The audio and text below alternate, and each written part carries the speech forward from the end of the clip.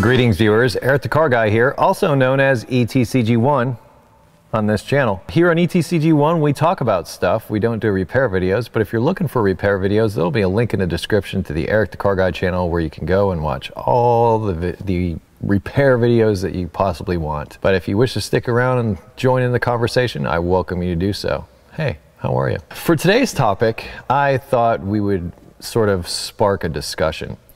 And that is, what was your first driving experience? I'm going to talk a little bit about mine here today, but yeah, I mean, obviously we're into cars, trucks, things that move, things with wheels, things that we can drive, things that we can fix, get our hands dirty with.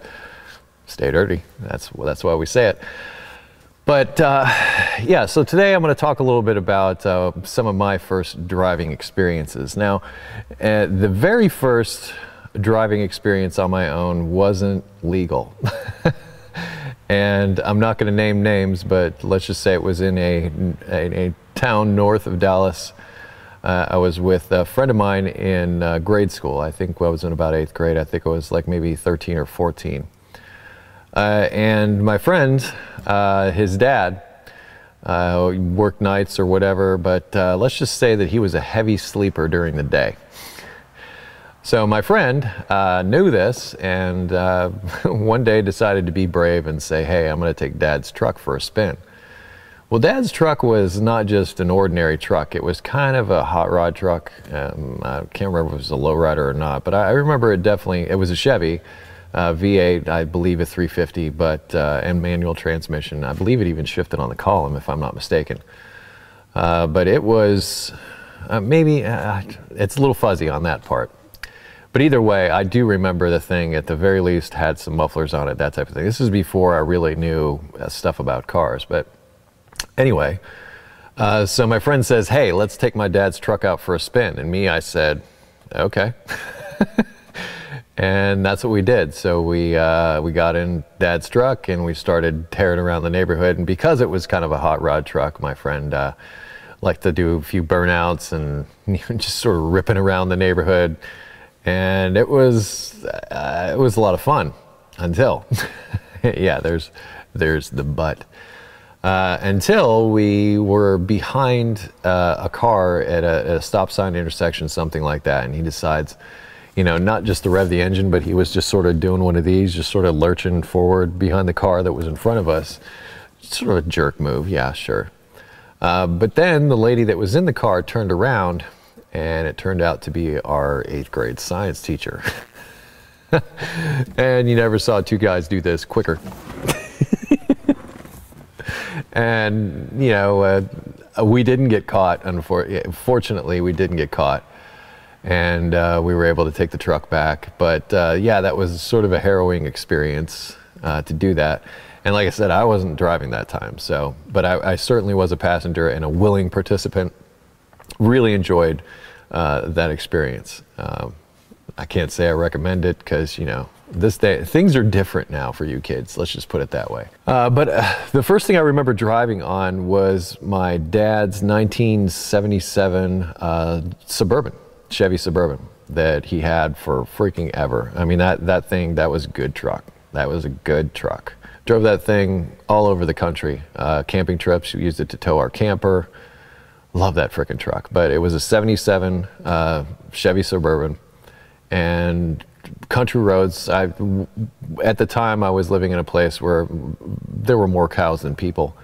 So it was nice. That was nice. I can't imagine trying to teach my kids how to drive in an urban setting. That can be, I think, a little harrowing. Maybe start off in a parking lot or something. But getting back to my story, I just remember like learning how to drive in this 77 Suburban. Pretty big thing to pilot, but I freaking love that thing. The big wide square hood, and driving down the road and learning how to throttle it. So, you know, I hit the throttle a little bit going up the hill and let off when it's coasting down and try to maintain speed and, you know, just try to get a feel for it and how it handled.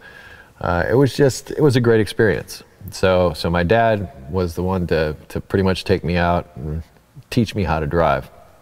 I took my driver's test in I think it was in 1981. It was like a Malibu, but it was a wagon.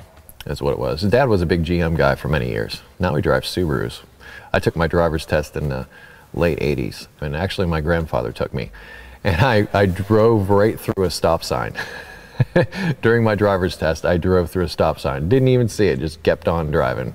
I got passed anyway because I could parallel park like nobody's business. And I learned how to drive on that brontosaurus of a Suburban. But yeah, parallel parking took some practice. But once I got that down, I was there. So those are some of my first driving experiences. What are yours? What was your first driving experience, and where did you take your test? And those of you in other countries, I mean, how do you go about that? I know Finland is pretty intense as far as their driver education and their driver testing.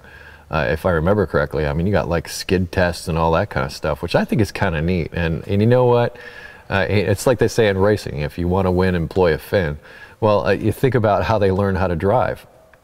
And I wonder if that type of training would be something that's beneficial in other places. I'm sure it would be a lot more expensive. I mean, let's face it, Finland doesn't have, you know, the bulk of the world's population, but I wonder if some of those things, some of those defensive things could be taught to others and incorporated into driver testing going forward. Maybe our roads would be a little bit safer as a result. Hey, there's something else we can talk about. Link in the description to a discussion about this video. Also, there'll be a link in the description to ericthecarguy.com, where if you have automotive questions, I would ask you go there and check out the welcome video. It'll tell you about all the stuff we have available there to help you with those automotive issues. If you wish to connect with me socially, I can be found on Google+, Facebook, and Twitter. And I post ETCG1 videos every Monday, so stop back on Mondays and see me again. And I close each of my videos with be safe, have fun, and stay dirty. I'll see you next time.